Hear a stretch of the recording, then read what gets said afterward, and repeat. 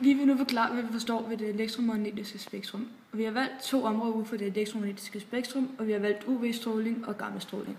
UV-stråling det findes i solstrålerne, og der er 3 forskellige UV-stråler, UVA, UVB og UVC. UVC-strålerne, som du kan se her, absorberes i atmosfæren og når derfor ikke ned til jordens overflade. Så det er ikke UVC-strålerne, man skal beskytte sig mod. Men UVB og UVC, de når derimod hele vejen ned til jordens overflade, og det er derfor de farligste stråler, og de stråler, du skal beskytte dig imod.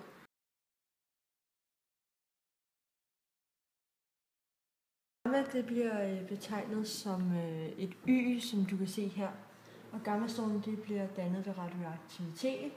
Gammafotoner har mere energi end røntgenfotoner, da de har kortere bølgelængder. Gammastråling kan gå gennem kroppen, så det er farligt, og stråling kan skal gå gennem flere centimeter bly eller beton for at stoppe strålingen. Gammastråling er en af de 3 typer radioaktivitetsstråling, som vi normalt ser ude i naturen omkring os, nemlig alfa, beta og gamma. Og gammastråling er lys og minder på den måde om både synligt lys og alt fra radiobølger til ultraviolet lys. Gammastråler udsendes med frekvens på over 1019 Hz. Det svarer til en bølgelængde på mindre end 10 pm.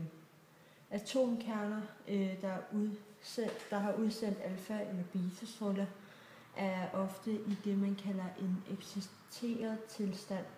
Der er mere energi i atomet, end det behøver for at binde partiklerne i kernen. Atomkernen kan komme af med den overskydende energi ved at udsende det i form af lys med en bølgelængde, der gør, at man kalder det gammastråling. Gammastråling kan bevæge sig langt i luft og kan også bevæge sig længere ind i kroppen end både alfa- og beta-stråling.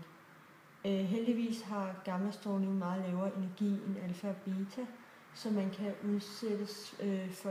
skal udsættes for intensive kilder til stråling for at det skader kroppen.